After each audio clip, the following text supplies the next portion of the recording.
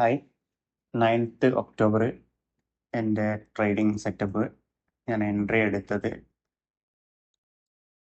എന്നുള്ള കാര്യങ്ങളൊക്കെയാണ് നമ്മൾ നോക്കാൻ പോകുന്നത്. അപ്പോൾ എനിക്ക് മാർക്കറ്റ് ഒരു ഡൗൺ മൂവ്മെൻ്റ് ആയിരുന്നു ഞാൻ ഇന്നലെ ട്രേഡിംഗ് പ്ലാനിൽ ഉണ്ടായിരുന്നത്. പക്ഷേ എനിക്ക് എഗെയിൻസ്റ്റ് ആയിട്ടാണ് മാർക്കറ്റ് വർക്ക് ചെയ്തത്. ഇന്നലെ ഒരു ഡൗൺ മൂവ്മെൻ്റ് എൻ്റെ പ്ലാനിങ്ങിൽ ഉണ്ടാവാൻ കാരണം 7 ഒക്ടോബറിന് ഒരു ഷൂട്ടിംഗ് സ്റ്റാർ ആണ് തന്നത്, ബാക്ക് എൻഡിലാണ്. അതുപോലെ ഇന്നലെ നമുക്ക് നല്ലൊരു ഡൗൺഫോൾ ആയിരുന്നു തന്നത്, ബിയറിഷ് ക്യാൻഡിൽ. ഇതിന് ഫോളോ അപ്പ് ചെയ്തിട്ട് ഇവിടെയുള്ള ഈ ഒരു ലിക്വിഡിറ്റി ഗ്യാപ്പ് മാർക്കറ്റിലെ ഇംബാലൻസ് ഫില്ല് ചെയ്യുമെന്ന് വിചാരിച്ചിട്ട് ആണ് നമ്മളൊരു ബിയറിഷ് എൻട്രിക്ക് പ്ലാൻ ചെയ്തത്. എൻട്രി സെറ്റപ്പും കാര്യങ്ങളും കാണിച്ചു തരാം.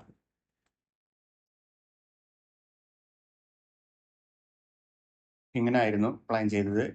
50 മിനിറ്റ്സിൻ്റെ ക്യാൻഡിലും 3 മിനിറ്റ്സിൻ്റെ ക്യാൻഡിലാണുള്ളത്. ഇതിൽ മാർക്കറ്റ് ഇന്ന് ഇവിടെ ഓപ്പൺ ചെയ്തു.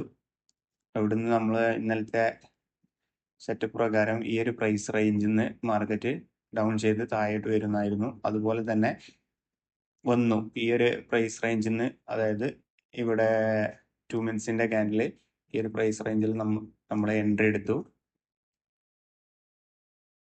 അറൗണ്ട് നമ്മളെ ടാർഗറ്റിലോട്ട് മാർക്കറ്റ് ഒരു 75% വന്നെങ്കിലും, പക്ഷെ നമ്മളെ ടാർഗറ്റ് 25,000 ഫുൾഫിൽ ചെയ്യാൻ പറ്റിയില്ല.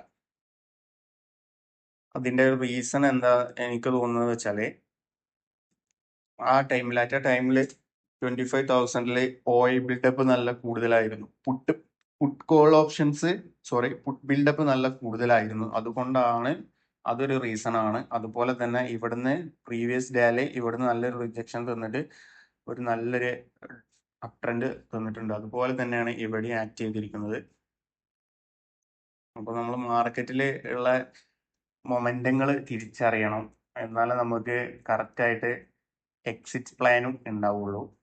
അപ്പോൾ നമ്മൾ ഏകദേശം 75% മാർക്കറ്റ് വന്നു, പിന്നെ റിവേഴ്സലാണ് സംഭവിച്ചത്. അങ്ങനെ സ്റ്റോപ്പ് ലോസ് സെറ്റ് ചെയ്തിട്ടാണ് ഞാൻ, എൻ്റെ ഒരു വ്യൂ ആണ് കറക്റ്റ് എന്ന് വിചാരിച്ച് നിന്നതാണ്. ഇത്രയും ഇവിടുന്ന് ബുക്ക് ചെയ്താൽ മതി, പക്ഷെ ഞാൻ ഇതുവരെ നിന്നു.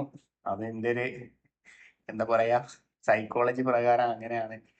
അത് റിയൽ ആയിട്ട് ട്രേഡ് ചെയ്ത് നമുക്ക് കിട്ടുന്ന ഒരു എക്സ്പീരിയൻസ് ആണ്.